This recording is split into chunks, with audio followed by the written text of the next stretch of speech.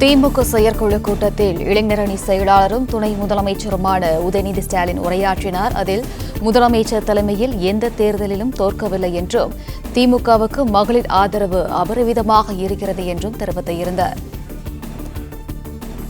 திமுக செயற்குழு கூட்டத்தில் இளைஞரணி செயலாளரும் துணை முதலமைச்சருமான உதயநிதி ஸ்டாலின் உரையாற்றினார். திமுக செயற்குழு கூட்டத்தில் துணை முதலமைச்சர் உதயநிதி ஸ்டாலின் உரையாற்றினார். இது குறித்தான முழு விவரங்களுடன் இணைக்கிறார் செய்தியாளர் மாணிக்கம். வணக்கம், விவரம் என்ன? செயற்குழு கூட்டம் இன்று நடைபெற்று வருகிறது. இந்த கூட்டத்தில் திமுகவின் இளைஞரணி செயலாளர் மற்றும் தமிழ்நாடு துணை முதலமைச்சர் உதயநிதி ஸ்டாலின் உரையாற்றியிருக்கிறார். அந்த உரையில முதலமைச்சர் தலைமையில திமுக எந்த தேர்தலும் தோற்கவில்லை என்பதை பதிவு செய்திருக்கிறார். அதாவது திமுக தலைவராக முதலமைச்சர் மு.க.ஸ்டாலின் பொறுப்பேற்றதிலிருந்து இதுவரை நடைபெற்றக்கூடிய அத்தனை தேர்தலிலும் திமுக மற்றும் திமுக கூட்டணி வெற்றி பெற்றிருக்கிறது என்பதை பதிவு செய்ததோடு தொடர்ந்து திமுக அரசுக்கு மகளிர் ஆதரவு அதிகமாக இருப்பதாகவும் சமூக வலைதளங்களில் திமுக மேலும் தங்களை வெளிப்படுத்திக் கொள்ள வேண்டும் என்ற கருத்தையும் இந்த கூட்டத்துடைய பேச்சாக உதயநிதி அவர்கள் பதிவு செய்திருக்கிறார்.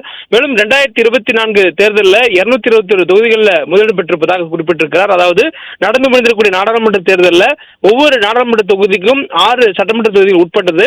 அந்த வகையில் 221 சட்டமன்ற தொகுதிகளில் திமுகவுடைய கூட்டணி அதிக வாக்குகளை பெற்றிருப்பதாக குறிப்பிட்டிருக்கிறவர் வரக்கூடிய 2026 சட்டமன்ற தேர்தலில் திமுக கூட்டணி 200க்கும் அதிகமான தொகுதிகளில் வெற்றி பெறுவதற்கான வாய்ப்பு இருப்பதால் 200 அல்ல 2026 200க்கும் அதிகமான தொகுதிகளில் இந்தியா கூட்டணி சார்பில் திமுக தலைவர்களுடைய கூட்டணி வெற்றி பெறும் என்பதை பதிவு செய்திருக்கிறார். மேலும் முதலமைச்சர் உடைய ஆளுமை என்பது தமிழ்நாட்டில் கரிஸ்டமேட்டிக் லீடராக முதலமைச்சர் இருப்பதாகவும் குறிப்பிட்டிருக்கிறார்.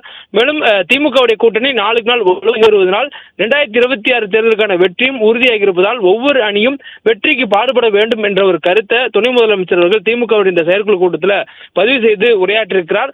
தொடர்ந்து கட்சியினுடைய அடுத்த கட்ட வளர்ச்சிக்கு தலைமையெடுக்கக்கூடிய நடவடிக்கைகளுக்கு திமுகவினுடைய அனைத்து அணியினரும் தலைவரிடக்கூடிய முடிவில் கட்டுப்பட்டு தேர்தல் வெற்றி பெறுவதற்காக தயாராக உழைக்க காத்திருப்பதாகவும் பதிவு செய்திருக்கிறார். தொடர்ந்து 2026 தேர்தல் இலக்காக வைத்து அடுத்தடுத்த பணிகளில் இளைஞரணி உட்பட்ட அனைத்து அணிகளும் செயல்படும் என்பதையும் அவர் இந்த கூட்டத்தில் உரையாக பேசியிருக்கிறார்.